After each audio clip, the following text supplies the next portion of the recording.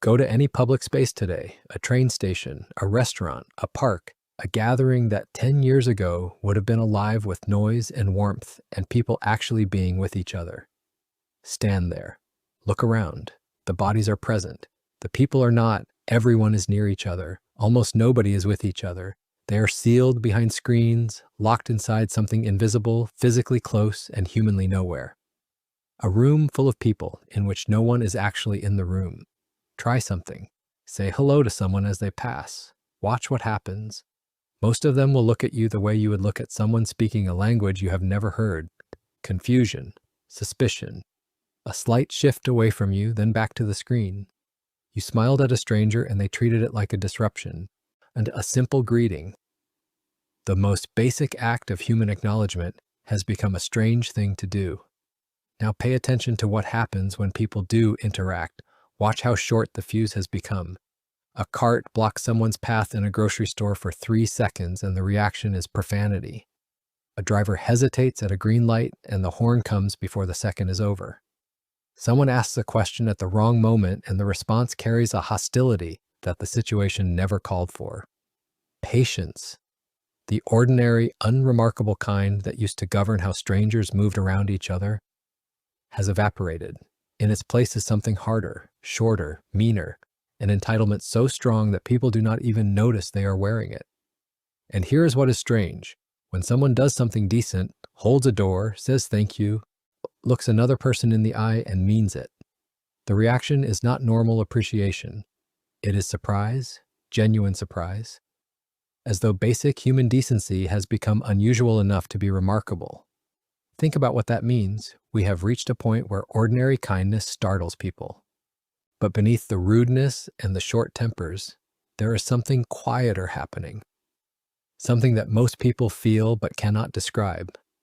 Empathy, the instinct to pause and consider how your words land on another person, has gone rare.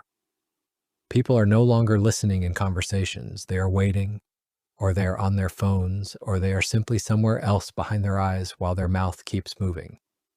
Relationships have become conditional. People show up when it benefits them and disappear the moment it does not. Loyalty has become a transaction. Ghosting is no longer strange, otashin, it is standard. When you talk to people now, there is a growing sense that you are essentially talking to yourself. Something used to exist between people, not something dramatic, not something that required effort or intention, something ordinary. A warmth, an ease, an unspoken agreement that we would be decent to each other for no reason other than that we are here, together, sharing the same spaces and the same time. It was so ordinary that nobody thought to give it a name. Nobody thought it needed protection. It is not there anymore. Not in one dramatic moment did it leave. It drained out slowly, gradually, the way a sound disappears so gently that you only notice the silence after it is complete. And the most unsettling part is not that it is gone. It is that most people have not noticed. They feel the absence. Every day they feel it. In the hollowness of their interactions, in the coldness that greets them in public, in the strange exhaustion of simply being around other people. They feel it. They just do not have a name for what is missing. But before we can understand what killed it, we need to see clearly what it looked like when it was still alive, because some people have already forgotten and many never knew. There was a time when neighbors knew each other's names, not because they were close friends, not because they shared interests or beliefs or backgrounds, simply because they lived near each other, and that was enough reason to speak. A nod in the morning, a short conversation about nothing in particular while checking the mail. The kind of interaction that nobody would remember by the end of the day, but that kept the air between people warm. Strangers talk to each other, not always, not about anything deep. But talks existed without suspicion. You could sit next to someone on a bench or in a waiting room, and a conversation could start over the weather, over a delay, over something completely meaningless. And it would feel natural. Nobody calculated what the other person wanted. Nobody braced for an agenda. It was just people filling the space between them with the sound of being human together. You could disagree with someone, genuinely disagree, about politics, about religion, about how the world should work. And then sit at the same table for dinner that evening without anyone treating the disagreement as a betrayal. Disagreement was a feature of conversation. It was how different minds sharpened each other. It was not a threat. It was not an emergency. It was ordinary. When someone was struggling, carrying too many bags, looking lost, stuck on the side of the road, the instinct was to help, not to evaluate first whether helping was worth the effort, not to weigh the risk, just to help. Because that was what people did. A compliment from a stranger was received with warmth, not with a guard going up. Kindness required no explanation. There was a background hum to all of this, a low, steady warmth that existed between people in public, in communities, in the ordinary flow of daily life. It was so constant and so unremarkable that nobody ever thought it was something that could disappear. If you were born in the 90s or early 2000s, you actually lived this. You know exactly what I'm talking about. So tell me honestly in the comments, am I lying? Was life not exactly like this back then? If you were born in the 90s or early 2000s, tell us in the comments, is this true or false? Harvard political scientist Robert Putnam spent years tracking this hum, measuring how often people joined community groups, visited neighbors, participated in shared civic life. What he found was that it had been fading for decades, quietly, beneath the surface, long before anyone noticed. The world people remember as normal was already in the process of coming apart. What happened in recent years did not create the collapse. It accelerated something that had been eroding for a long time. And slow erosion is the most dangerous kind, because it is the kind people adapt to without realizing what they have given up. That was what it looked like alive. Now we look at what killed it.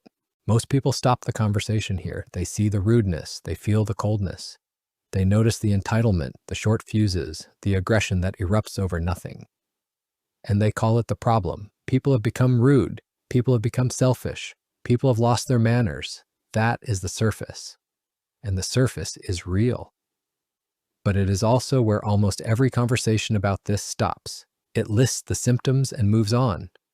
Nobody cuts deeper. Nobody asks what is underneath the rudeness, beneath the coldness, below the hostility that has settled over ordinary human interaction like a fog that will not lift. We are going to cut deeper because what is underneath is far more disturbing than bad manners. The smartphone did not make people rude. It did something quieter and more permanent. It replaced the interactions through which human beings learned how to be human with each other. The small ones, the ones nobody thought about. Standing in a line and making eye contact with a stranger. Sitting in a waiting room and exchanging a few words with someone you would never see again.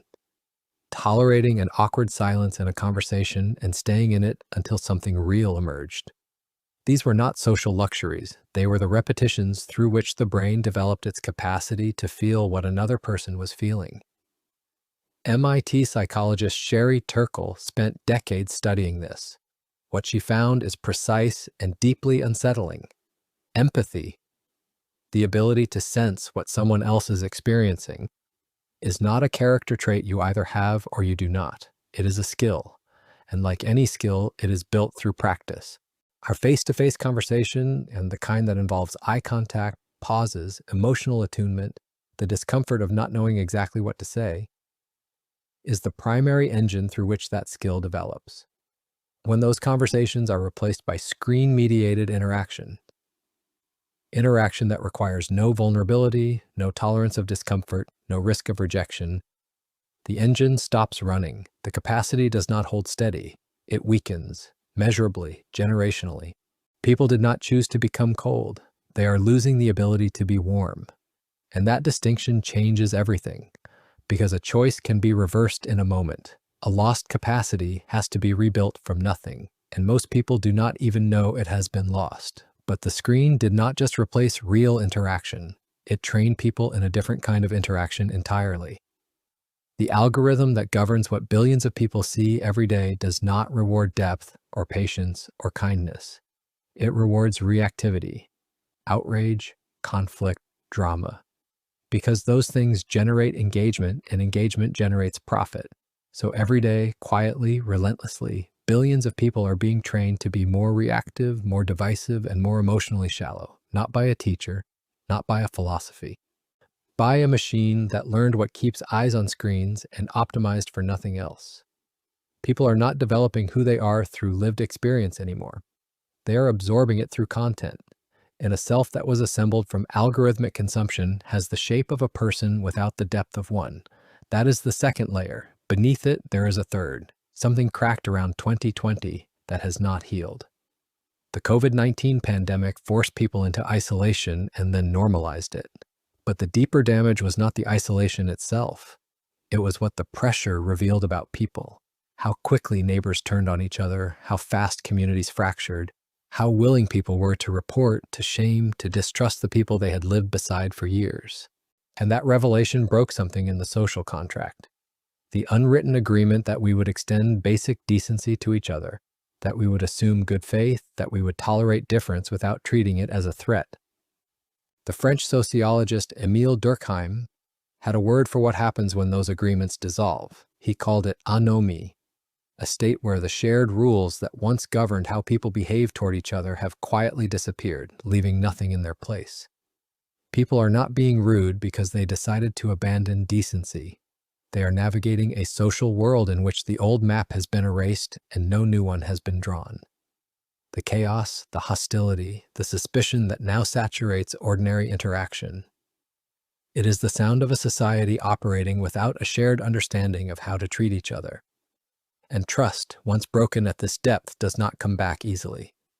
Because rebuilding trust requires the very thing that was shattered, the willingness to be vulnerable with other people.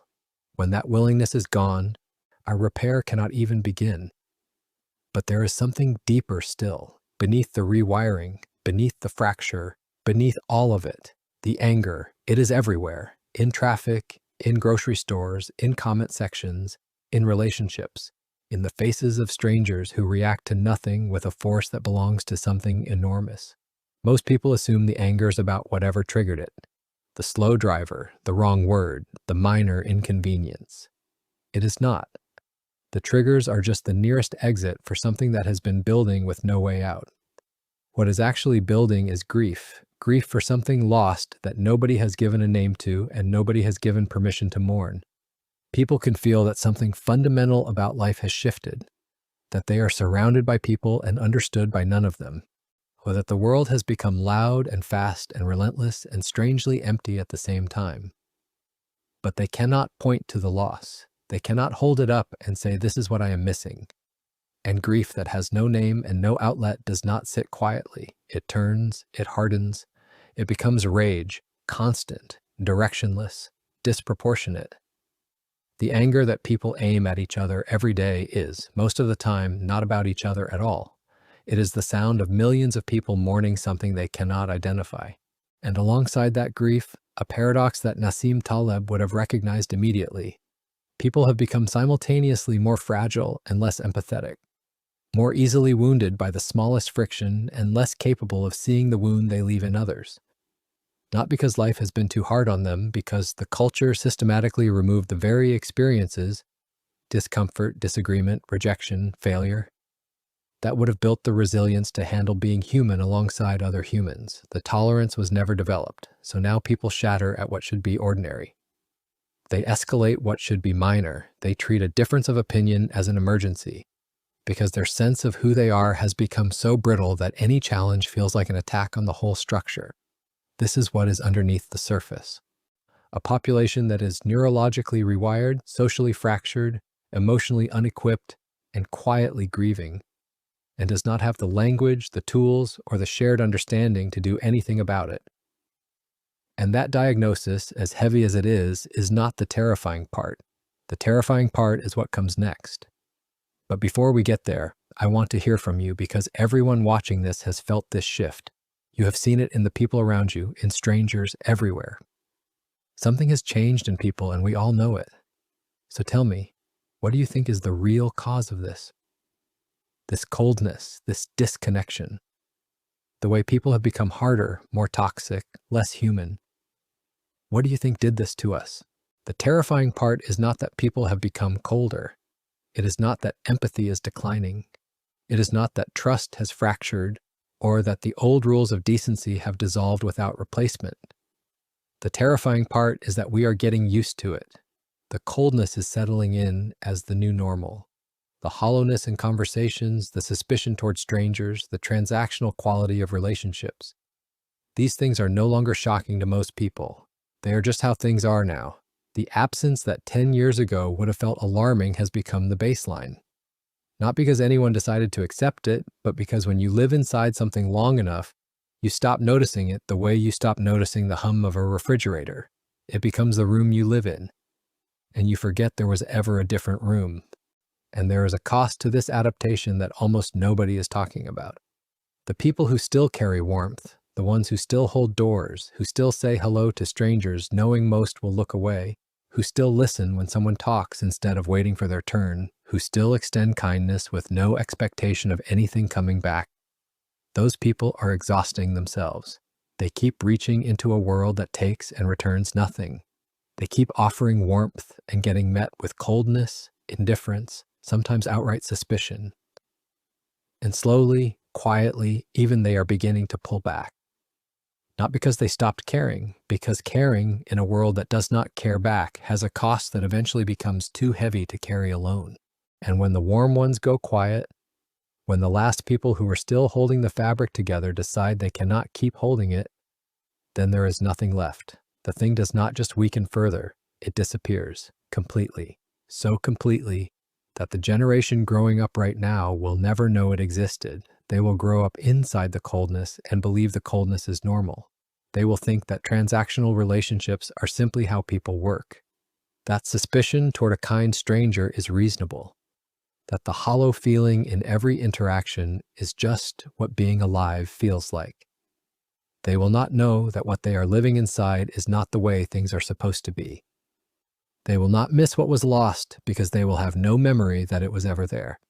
That is what makes this terrifying.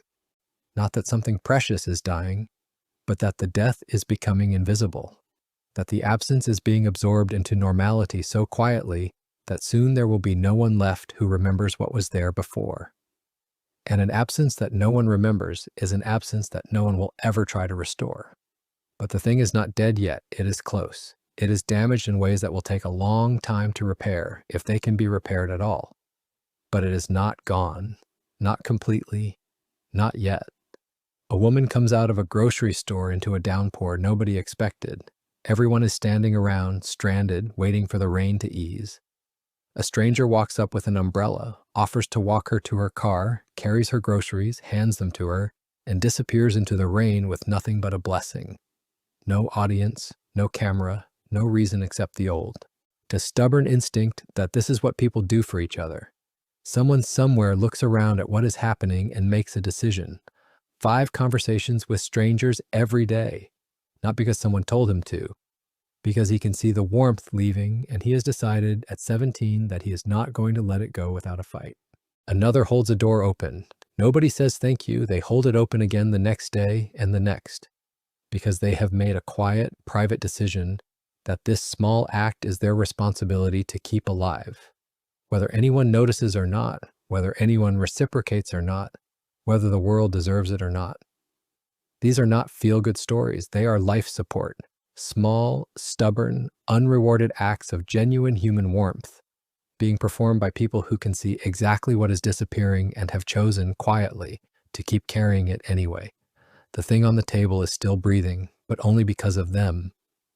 And the first act, the one that matters before any other, is not grand.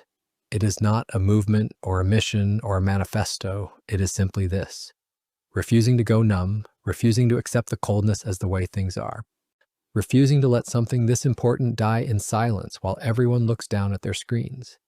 And if you are still one of the good ones, still choosing to be kind, still trying to genuinely connect, still showing up for people in this cold and disconnected world, indicate right now by typing in the comments, "I still choose to be human because I want to see you, every single one of you. And I want to take this moment to say thank you. Thank you for still pushing forward even when the world around you has made it so easy to stop. Your kindness matters more than you know, even when nobody is telling you that. This is a growing community of people just like you, people who refuse to let this die, people who still believe that being human with each other is worth fighting for. Subscribe to the channel to join us. And share this video with others who are either still pushing this forward or who may have forgotten what it means to be human. Let us wake them up together.